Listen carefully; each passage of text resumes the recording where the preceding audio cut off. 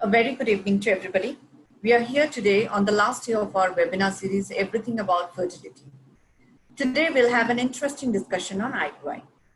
Many of us have heard of IVF, but very few know about IUI, which is also known as intrauterine insemination. This is a method of treating infertility too. To know more about IUI, we have Dr. Kriti Prasad, fertility consultant of Nova IVF Fertility Ranchi, who will take us through the entire process of understanding IUI. Dr. Kriti did her graduation from Kasturba Medical College, followed by DNB from B.R. Singh Railway Hospital. Then she completed PG DBA in Sonology from Institute of Ultrasound Training in New Delhi. Last but not the least, she did diploma in clinical ART from KJ IVF and Laparoscopy Center. She has almost 10 years of experience in obs-gynae and infertility. I request Dr. Kriti to start our session today without further ado. Ma'am, over to you. Thank you so much, Shumitra, for this introduction. And I'll be starting with the very topic which is very important and very basic treatment of infertility, and that is understanding IUI, which is nothing. IUI is nothing but intrauterine insemination. So next slide.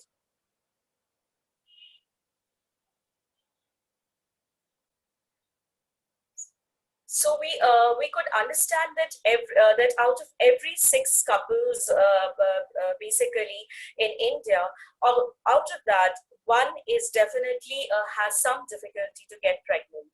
So in order to, there is a lack of confirmed diagnosis that causes serious dilemma for these couples.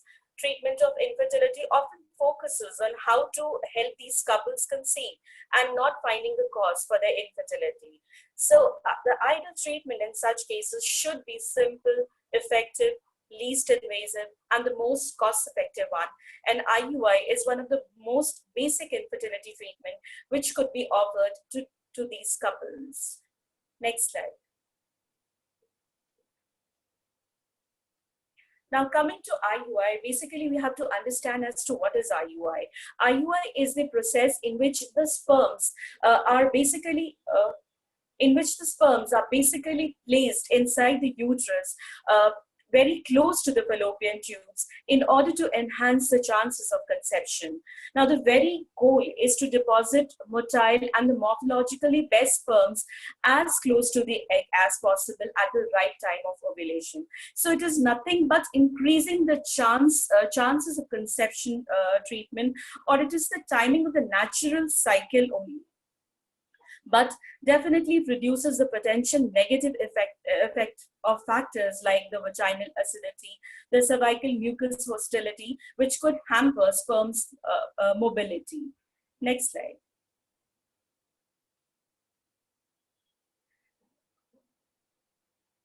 Now, coming to the basic steps in IUI, is the first step is a baseline workup of the infertile couple. Now, that goes for every infertility treatment, because we need to work up the patients and to know what is the cause for infertility. Now, there are 4 factors which are very important as to when we try and investigate a case for infertility. And the 4 factors will be: 1, at the level of the ovary; 2nd, it will be at the level of the tubes; 3rd, it will be at the level of the uterus or the endometrium as such; and 4th, it will be at the level of the male partner, that is his semen, his sperm quality. So we need to work up in the line of treatment. The first investigation would be definitely we'll go for an endocrinological workup of the female partner, like going for a basic serum TSH and prolactin levels, because uncontrolled level of these will definitely lead to a dysfunctional ovulation, and in fact in some cases there can be anovulatory cycles as well when there is a high thyroid level or a high prolactin level. Now, coming up to the ultrasound of the pelvis, basically the ultrasound is done in order to know any structural pathology as such. Now, the structural pathology could be at the level of the ovary itself, any cystic structures, any endometriomas, or it can be any abnormal tube coming up in the ultrasound is definitely a marker for any abnormality, abnormal structure in the pelvis. And thirdly, any pathology, any solid fibroid or any polyp inside the uterus will definitely hamper the success rate of any treatment done as such. And apart from that, we also go for a basic evaluation of the tubes, that is HSG. And in cases where there is suspicious tubal blockage or any morbidity of the tube, we further do a confirmation with a laparoscopy. Apart from that, we have to go for a basic semen analysis of the male partner, because it's basically a treatment of both the partners as such. Evaluating just a female partner or just the male partner will not help us come to a basic conclusion or a diagnosis and further plan up of the treatment to be done. Next slide.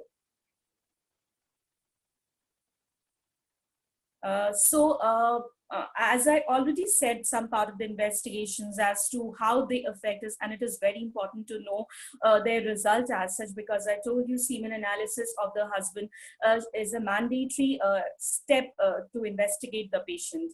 Now, the results of these semen analysis would be, we'll consider 15 million sperm count per ml of the semen as a normal sperm count. Anything above that is normal. But and apart from that, there are other parameters as such also while doing a semen analysis. And the other parameters include, we have to assess the motility, we have to assess the morphological shape of the sperms. So anything more than 4% normal shape is normal. Anything more than 40% motile sperms is normal. And anything less than that is definitely comes in under low sperm count, low motility. And these are the factors where if undiagnosed, the patient comes us with prolonged infertility as such without any treatment. Now, thyroid and prolactin hormones, as I'd already explained, that uncontrolled levels will lead either to the dysfunctional ovulation or either to the anovulation. So a cutoff is being set, a cutoff standard is set, and that cutoff standard for TSH is less than 2.5, and for prolactin, it is less than 30 nanogram per ml. Now, ultrasonology, as I said, any structural abnormality inside the uterus, inside the ovary, or any abnormal tubes coming up can be detected in the ultrasound. HSG for the tubes, and laparoscopy in cases of suspicious tubes, definitely, or any other comorbidity, we have to go for a laparoscopy as such. Next slide.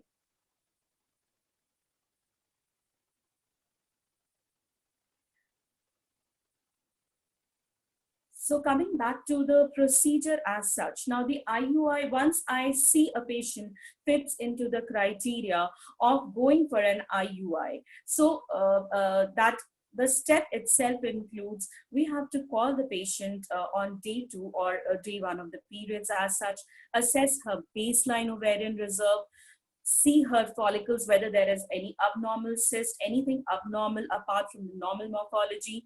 If the follicle seems to be normal, we have to go on from day 2 or day 3 ovarian stimulation with mild stimulation drugs, which is ovulation induction drugs, and then monitor the follicular growth as such during the cycle.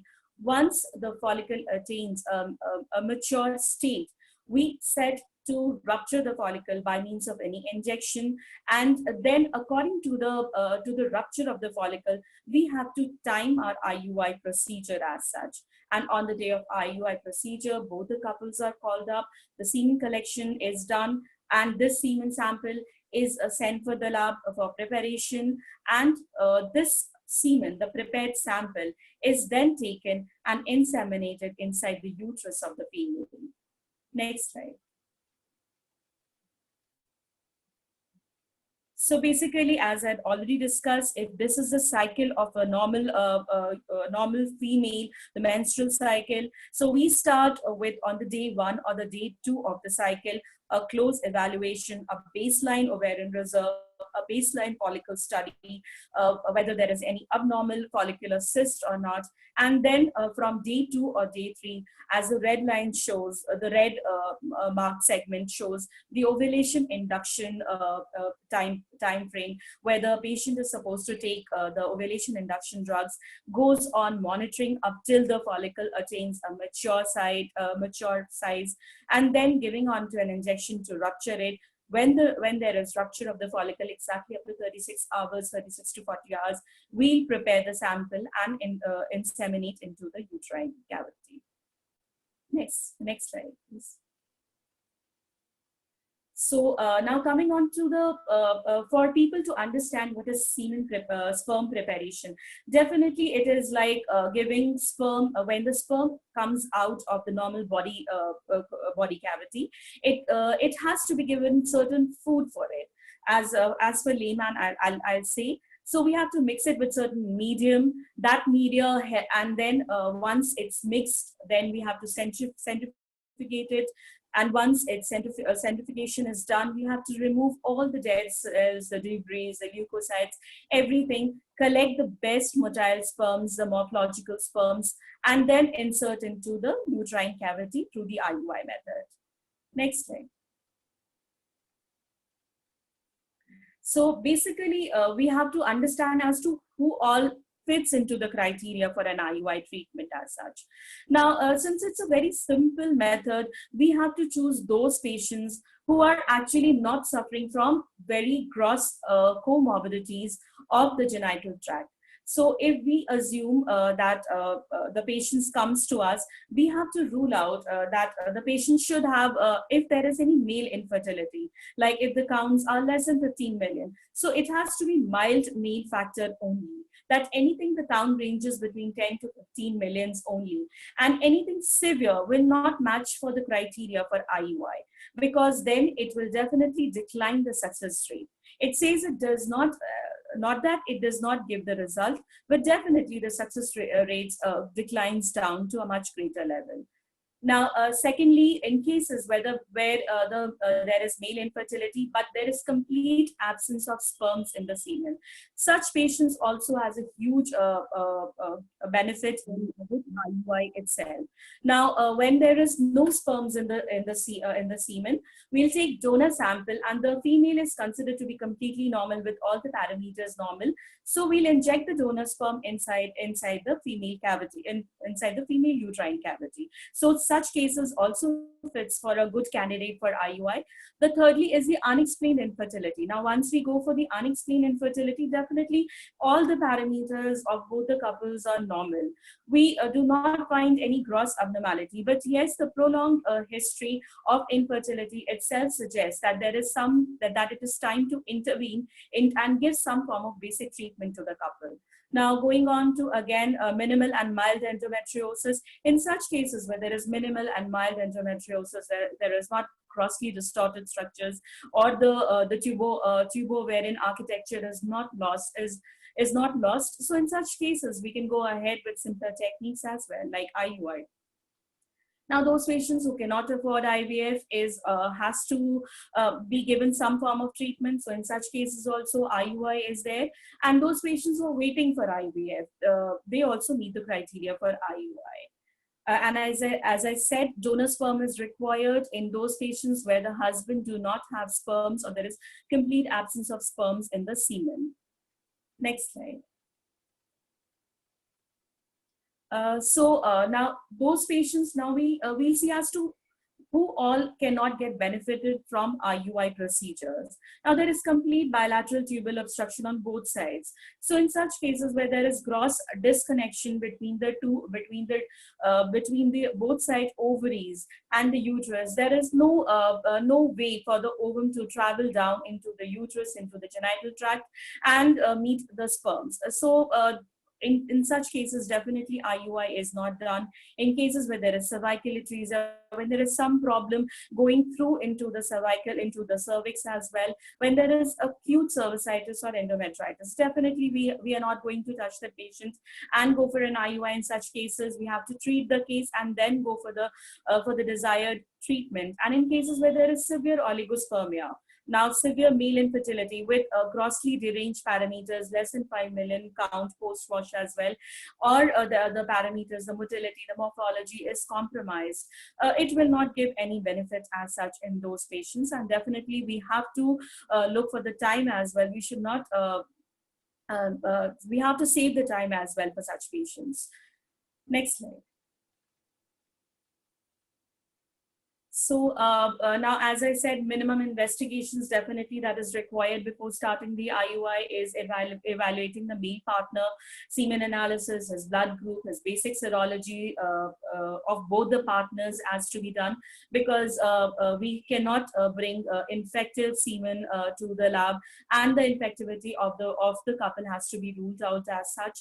The blood group of the female partner, the ovarian reserve test. Now here are two criteria as such. We have to categorize the patient as to which amount of ovarian reserve test is to be done on such patients. Now any low risk patient of whether ovarian reserve, whether patient is young, we need not go and do a high grade level of test for ovarian reserve test. A simple day 2 ASC, simple day 2 baseline scan will also help in such cases.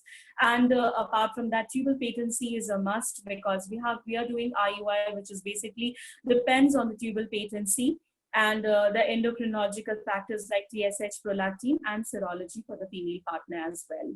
Next slide. So the success rate of IUI, the success rate of, next slide please, the success rate of IUI definitely depends. Since it's a very simple procedure, it's nothing but the timing of the natural cycle. We are not doing much ahead, but instead of that, we are just minimizing the distance between the sperm and the ovum. We are doing the procedure the right time of where the ovulation is done, and at the same time, so it is nothing but the timing of the natural cycle. The success rate does not is not comparable to that of IVF, but definitely it is 15 to 18% where everything is okay with the patient. And the couples who undergo IUI with donor sperm, they have better chances, because a female is perfectly fine, and we are taking best quality sperms, donor sperms. So in that case, the success rate is almost 20 to 25%. And see, there are lots of success depends upon the other factors also, upon the age of the couples, that is the female's age, because the age of the female also it decides upon the quality of the ovum, the ovulation pattern, upon the male infertility, the male age as well, and also depends upon whether there is any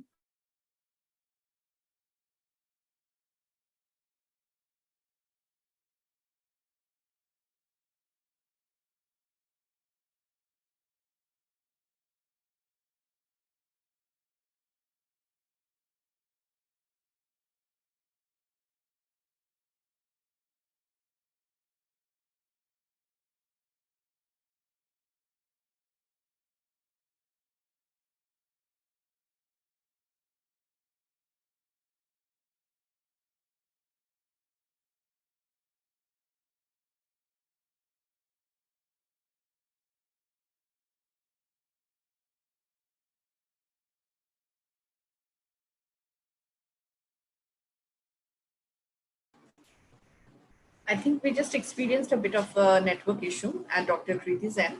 So I would request our viewers to just keep your patience for a bit of a time till Dr. Kriti joins us back.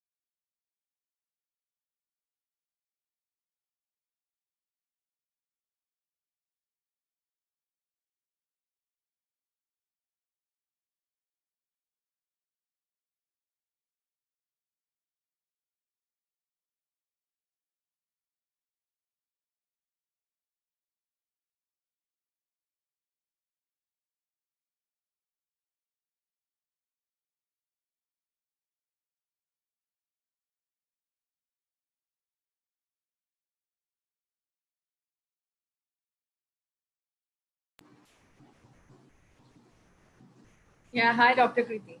Great to have you back. Yes, ma'am. Yeah, are you able to hear me? Absolutely. I think we are good to start again. Okay, so let me just do this. Again, the success rate. So as we all see, the success rate is of an IUI is definitely 15 to 18%.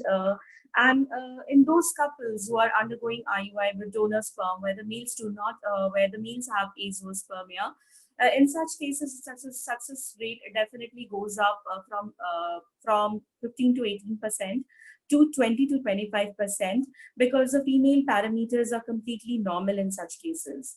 Now, the success rate of IUI is also affected by other parameters like the age of the couple, because the age of the couple definitely affects the quality of the egg and the sperm as such, any associated comorbidities or not, because any associated comorbidity definitely affect the success rate of IUI as such. Next slide, please. Next slide.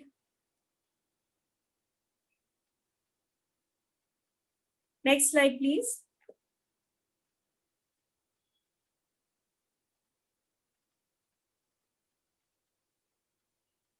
Yeah. Am I audible? Yes, ma'am. So, as I discussed a slide earlier, so we have to go for a minimum investigations before starting IUI, as in a case of male partner, semen analysis and a blood group, and serology, definitely to rule out any infectivity as such, because we need not take any infective samples to the lab as such. Apart from that, the female partner, blood group, and ovarian reserve test, that is. Now, the ovarian reserve test is basically categorically done in patients. We have to see that if she's a young patient, we need not go a higher end. We need not go and do higher end tests as such, like AMH and all. A simple day 2 AFC scan will also suffice in such cases. Apart from that, tubal patency documentation is definitely a must. Thyroid and prolactin, as we see that, as I've already told, that such uncontrolled levels might affect the ovulation, might cause dysfunction ovulation as such. And serology has to be ruled out again with the female partner. Next slide. I think this is done.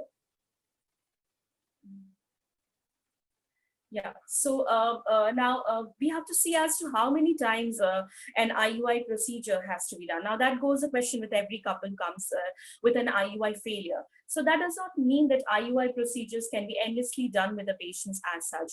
It's seen that with research-based evidences say that not more than 3 times the cycle should not be tried, the IUI cycles should not be tried, because a fourth cycle definitely yields a poorer result as such. And we should also assess as to if something is not working out with the 3 cycles, this procedure shall not continue for like 6 cycles or 9 cycles as such. And a basic assessment of the failure of the IUI procedure has to be done, has to be looked for, as to whether it is age of the couple, whether there is any oxidative damage to the ovum or the sperms. The duration of infertility also has to be considered, that with prolonged infertility, we cannot keep on trying with the cycles as such. Next slide, please.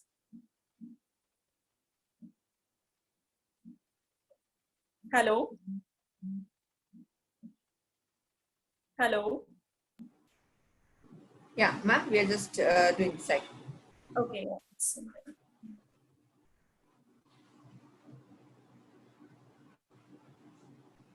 Yeah. So this is what I was talking about, that definitely the chances of pregnancy keeps on right from the first cycle. After trying after 3 cycles of trial, we should not go ahead with just keep on doing IUI cycles as such. Definitely, we have to consider that if everything looks normal and still things are not working out, there is some problem at the functional level of the structures as well. patent tubes does not mean that the functionality of the tube is also in a working condition. Definitely, there are some problems if we do not get success rate beyond 3 cycles of IUI. Next slide, please.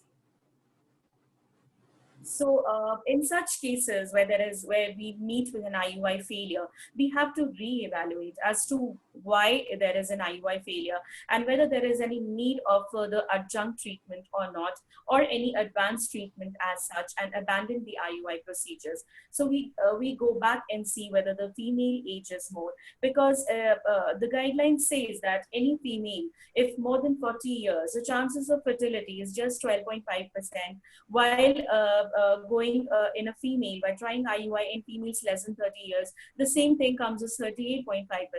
So there is a difference between the age. So there is age is a very predominant criteria for deciding the success of IUI as well, in both the cases, like the male as well as the female partners. We have to also look for the cause for infertility, whether it's a male factor, whether it is a mild or moderate male factor, and should we try more than 3 cycles or not. Then a fertility drug. So in a natural cycle IUI, the guideline says that the success rate is more with stimulated cycles, and it's a Cochrane 2016. They say that that definitely the stimulated cycles give better results than the non-stimulated ones. And if we go for a semen count, a post-wash count is very important. Anything less than 10 million post-wash is definitely that will lower the chances of success rate. Duration of infertility, any tubal factors, any associated salpingitis, endometriosis, or hydrosalpinx in one of the tube also decreases the chances of success.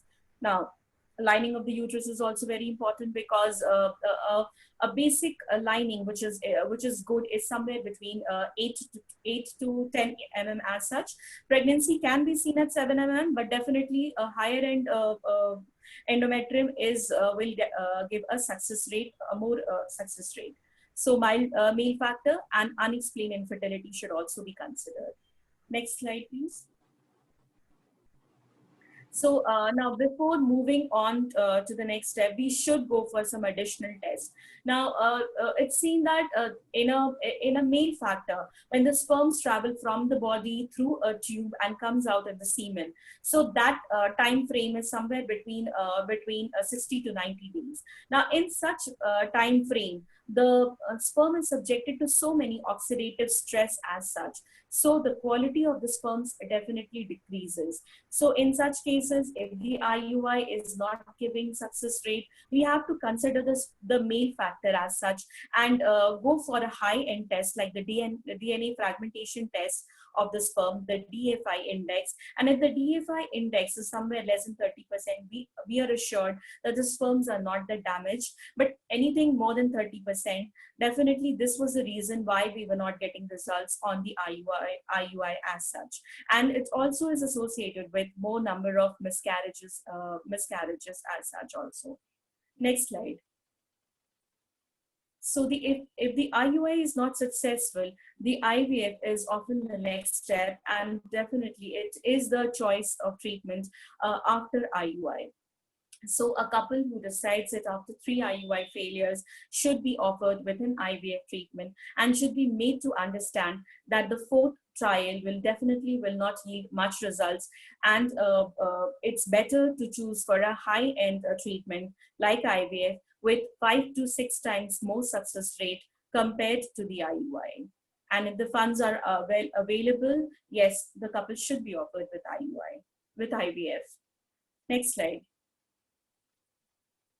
Thank you so much for listening me. Thank you, ma'am. Ma'am, we have one question from Ms. Mithu Sharma. She's asking that, would you recommend IUI for a patient above 32 years of age? And what are the risks associated with IUI? So definitely, like a patient coming with at 32 years of age, I have to assess as to what is the long-standing history of that patient. See, if the patient has a prolonged history, definitely we can go for at least 2 to 3 cycles of IUI. I will recommend, and it depends upon the ovarian reserve of such patient as such, because any female above 30 years, extensive ORT, ovarian reserve test, has to be needed, whether her AMH is good, whether her AFC count is good, and she's ovulating in every cycle. All these factors will have to be checked on before sending the patient for IUI. But yes, if all the parameters are normal, except the age, the rest of the parameters are normal, she's been trying but yet not conceived, I would go for IUI in such cases. Thank you so much, ma'am. I think this was a very informative session because generally all the patients who come to an infertility center, they think that it is obvious that at some point of time they have to go for IVF, which is definitely not true. And the success Yes, rate of IVF is also comparatively good enough. So thank you so much for joining us, ma'am. And for our viewers, I would like to say that if you have any queries, please write to us at allaboutfertility@novaivffertility.com. And you can also get in touch through our toll-free number. Thank you so much for joining us. Till we come again with our next webinar, Thank you. stay safe, take care.